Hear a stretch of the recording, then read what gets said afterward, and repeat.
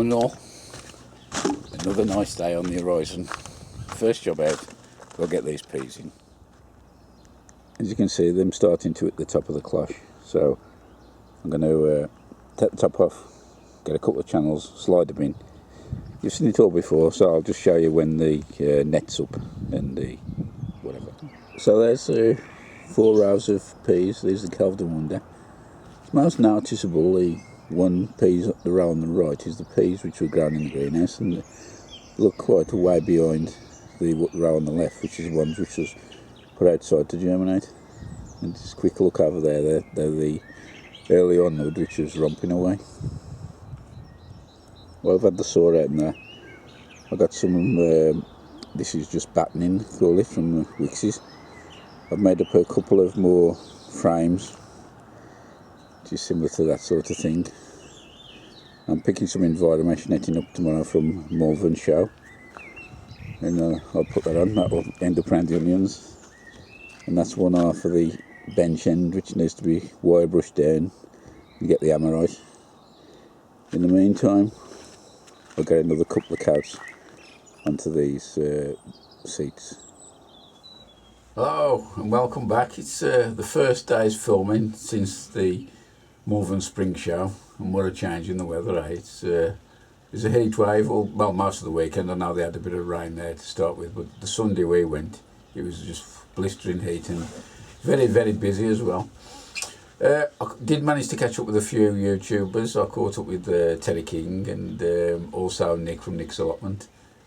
Terry kindly gave me a couple of artichokes, which we'll be planting up probably a bit later, another clip sometime to add to this. Because it's raining at the moment, there's not a lot I can do out on the allotment, so it's a bit of a change here. I'm in the greenhouse in my garden, so I'm just potting on some sprouts that I've left them in. I grew them in the tiny cell trays, and I've left them a bit too long, and they've started the roots curling around the top. So I'm going to go straight into 3-inch pots and let them develop there until I'm ready to plant out. I'll just show you what I'm doing. As you can see, the roots are really winding around the top now. I should have done these probably a week ago, but one thing and another, I ain't had time to do it. I planted 24 originally, now I got 22, so that's not too bad. Anyway, let's get potting on. This is just a normal multi-purpose compost, nothing special. Quite a bit of lumps in it actually. Now I've got my old trusty planter that I used to put my lettuce out. Right there. Look at that. I've put a taper on it, which is not dissimilar to the taper on the wedge on the plant. So as you put the plant in, it just drops in nicely. Cover it in up to the first leaves. And I'll just pop that in a tray I've got over here that I use for watering, soaking from underneath. And I've got 3 in the tray, so another 18 so to go. That's 22 sprouts potted up. The variety is Trafalgar. I did an original sowing of these and lost quite a few through getting sunburnt, scorched. I've probably got about 6 which I could rescue. So instead of trying to rely on those, I've decided to sow more seed, and this is the second sowing now which has been put on. I'll just have a quick show you around the greenhouse what else I've got in here. Well, what's it? If you look over the back, I've got a lot of pendula begonias now, them actually coming into flower. I'll put them into 3-inch pots to bring them on, because I'm going to use those in my hanging baskets this year rather than a variety of different plants. They're just begonias and maybe a bit of lobelia around the outside. A couple of tomatoes here, which Gardener's Delight, Marmandy and Super Sweet 100. There's all my Crimson Crush tomatoes on the back there. These are my cucumbers. I think them ones are, I think them are Burpless, I'm not sure. I've got a couple of more tomatoes over the back there, and courgette. I actually bought the courgette because I'm only going to grow one. And also bought in tomatoes because I tend to grow one variety of each, so it's not worth getting a packet just to get one tomato out. So in the end, I'll just buy them as individual plants. There's a couple of tomatoes at the back which I had off my mate Jamie over Grow the UK. He's got this, it's called the tomato, it's a Cherokee purple. I've got 2 of those. It's like an heirloom variety, so we'll see how they go. And there's the peppers, and these are the ones, the tumbling toms. Again, I bought those in just for the hanging baskets. Well, that's the roundup of me garden greenhouse at the moment. Sowing some swede. I thought I'd got some seed, but I left it to the last minute, found I hadn't. The variety I normally grow is called Tweed, but I couldn't seem to find that in the shop. Anyway, I've gone for this variety. It's called Invitation. It's from Sutton Seeds, and it says on the packet, excellent resistant to clubroot disease, so I'll get them sown now and we'll see how they grow. That's the swede all sown now. I've done them in a 24 cell tray, and I've put a couple of seeds in each cell, so hopefully at least one should germinate. Good morning all. You join me on a lovely pleasant morning, so I think it's time we've got to start to get our onions in. First job, sort the Kelsaes out. This first bed here is where I'm going to put the Kelsae and Mammoth to start with. I've given the top a light dusting with bloodfish and bone. I shan't even bother raking it in. I'll plant the onions in, and as the rain comes, which undoubtedly it will, it'll wash it in. These are the Kelsae onions, and if you remember, 4 or 5 weeks back I was given these, and as you can see they've turned into fine specimens. There's 17 in all, and I'm really pleased with them. So the Mammoth's not far behind. Let's get them in.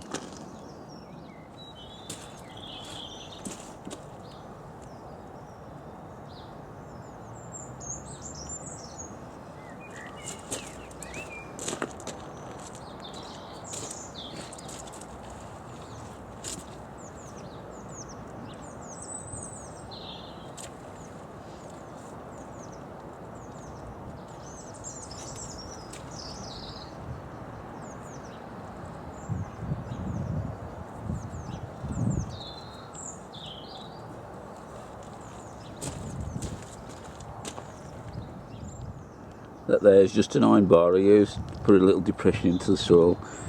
It's the same as using a string line, only the string then isn't in the way.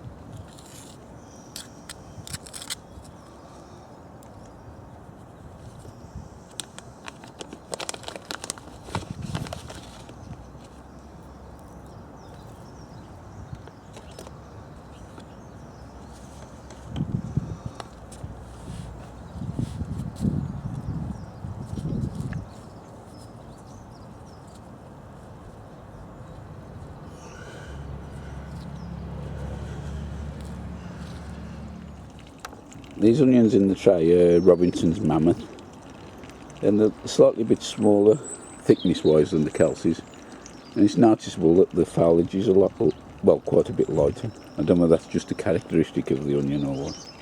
You may remember last year where the cherry tree was saved from the chainsaw and give us a good crop. Well, just look at the blossom on this already. It's fantastic. The only concern I've got is there's very few pollinating insects around at the moment, but hopefully that will all change. That's 48 onions planted out, a mixture of Kelsae and Robinson's Mammoth. I've still got a few left. I'm not sure whether to start them in that next bed here, or what I've still got to do is get a frame support with netting around here because of the onion fly. I have knocked the couple of sides of the frame up. It's in the greenhouse and it needs 1 or 2 coats of wood preserve on. I might get that done this afternoon, being the sun's out, because it'll dry quite quickly. These are the 2 frames that I've made. So they'll probably get them out this afternoon and put some stain on. The potatoes are looking a bit droopy, so I'll probably try to get them outside today, although we have got a frost forecast for the weekend.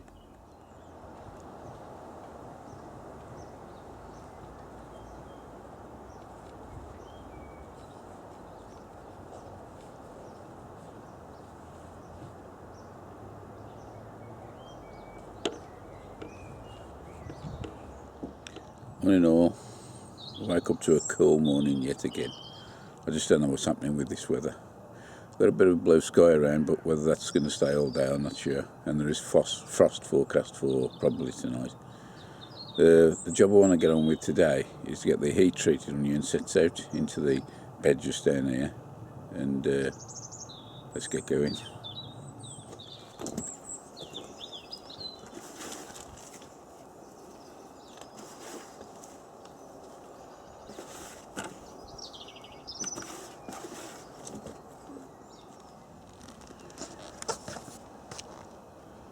Put the pot markers in to set the first row off of 8, and then I'll just work back in line. Just want to point something out in this carrot box here. If you look, I've got fairly good germination, then there's like an area of non-strike around here, and I couldn't understand what it was because I've got a couple of wooden battens on the top and I placed a double glazed unit on, so I've still got airflow. But when you turn around and look, I've got a greenhouse here, the shed there, and it's the gap between the sheds. It's a direct line to there, and it's obviously the sun has scorched the carrots. So I'll be sowing a few more seeds in there, and they'll hopefully catch up. Good morning all. You join me on the 17th of May, and another beautiful day installed by the look of it. Just looking in the greenhouse now, I've decided I need to do a bit of potting on. The plants coming on quite quickly, especially the Crimson Crushed outdoor tomatoes, so I'll be potting them on a little later on into 5-inch pots. That's 13 centimetre or thereabouts, I think. In the meantime, I am getting a plot too for a while, so we'll just have a nip around there and see what's going on as well. Before we go out onto the plot, these are the 2 tomatoes which have got the mycorrhizal trial on. Just move around and you can see the begonias for the baskets, and a lot of them are in flower already, so that's probably early next week. That'll be a job to do. There's the Crimson Crushed tomatoes at the background. They're still in 2.5, 3-inch pots, whatever we call them. These are my Swede. They've come up germinated nice, got way too many, but never mind.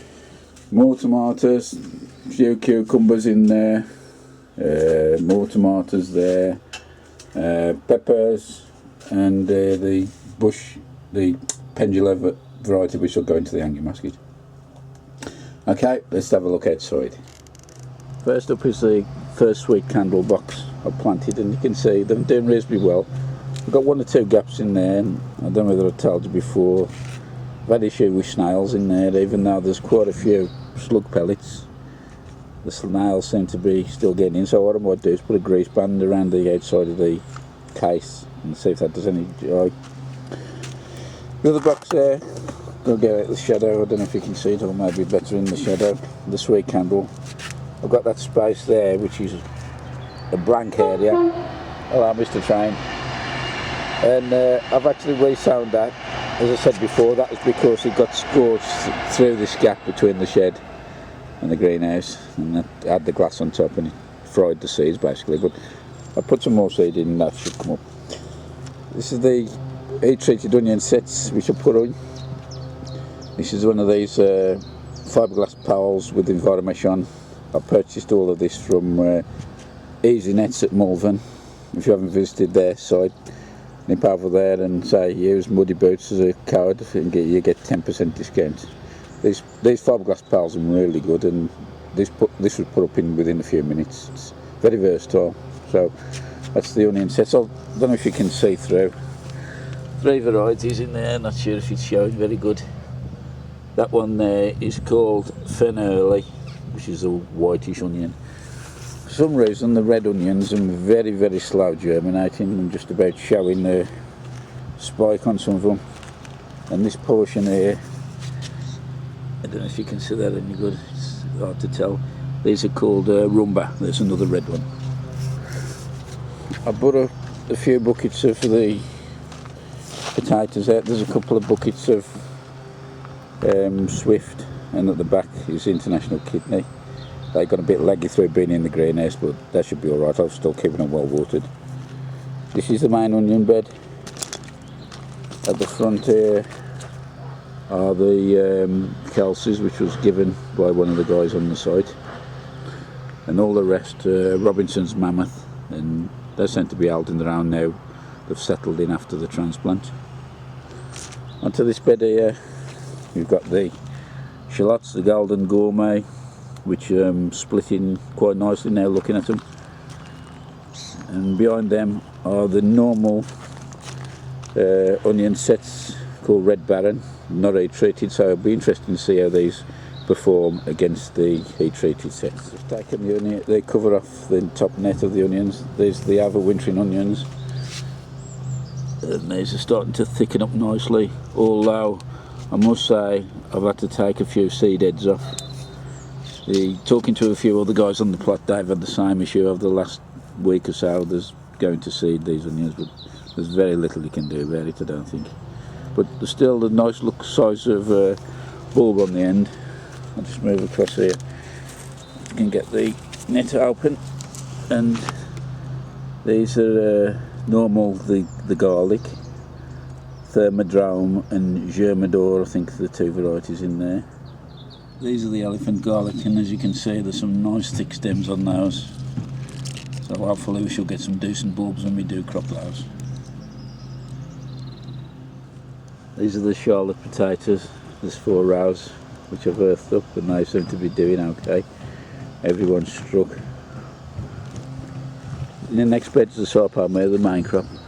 They had started to appear slowly, but yesterday I decided to earth the 4 trenches up in preparation ready. What I will do, I think now I've got some fairly rotted horse manure, and I'll be putting that into the valleys of the trenches, and very shortly the sunflowers will be going into the sarpalmere bed as well, into the valleys. This bed here is still under cover. This is where the sweet corn and the celery will go at least, and not sure what else might be going in here. Into this one here you can see there's a lot of sweet peas desperate to go out, and also brassicas. Then we've been outside hardening them off ready, so as and when the time comes they'll be going out, probably sometime this week. This bed here is the parsnips. As you might remember, I did those in the tubes. I've kept them covered up with a net curtain, and I just water through to give them a bit of warmth still until they get the first lot germinated. These are the for the brassicas. You can see some of last year's potatoes are still starting to poke up, so I need to get those sorted out before we go any further on that one. The peas. Now the peas are romping along.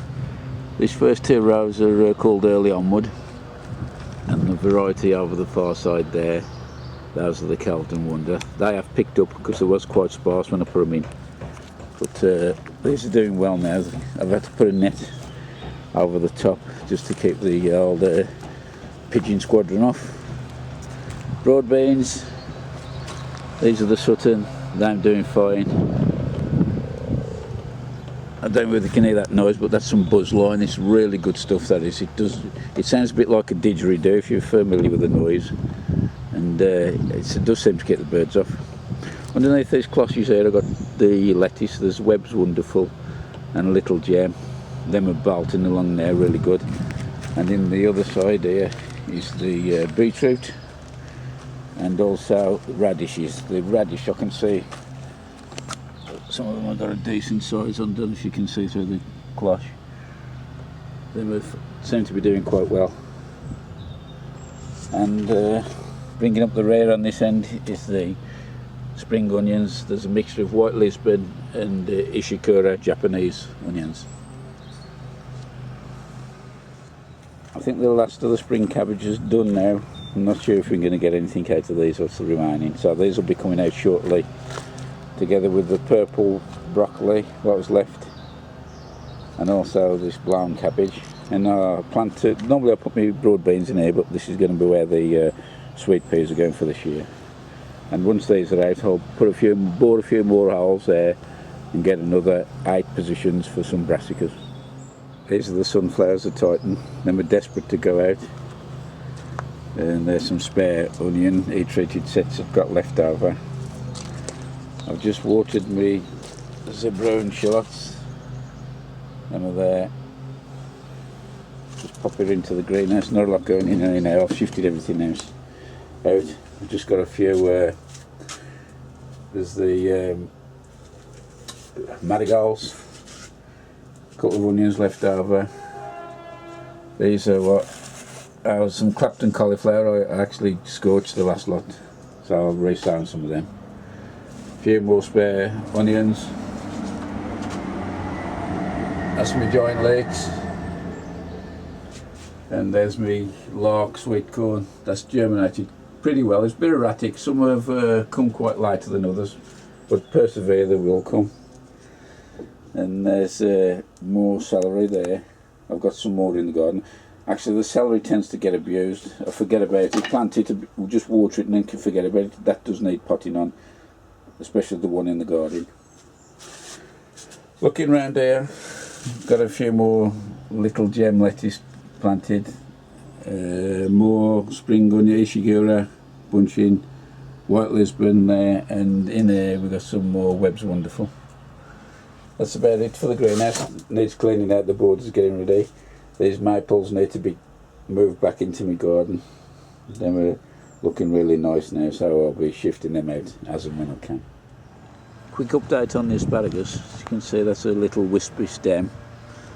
Out of the 12 crowns planted, 11 have fired up so far, which I'm very, very pleased with. And so that was from a company called Pomona Fruits. If you're interested in purchases anything in the future, highly recommended. Good quality plants. Strawberry bed's got a lot of fruit on, a lot of flowers coming. So the old net cover will be going on there quite soon as the fruits start to form a bit bigger, just to keep the birds off. I'm about to start potting on the Crimson Crush tomatoes, and I thought I got some bigger pots, but these are the best I can find, but that'll do for the time being anyway. So that's just a mix of normal multi-purpose compost with added perlite. The perlite addition was something Ian Nocton I noticed used quite a few times, and I did put it on last year, and tomatoes did seem to benefit from it, so that's part of my tomato mix and cucumber now, from now on.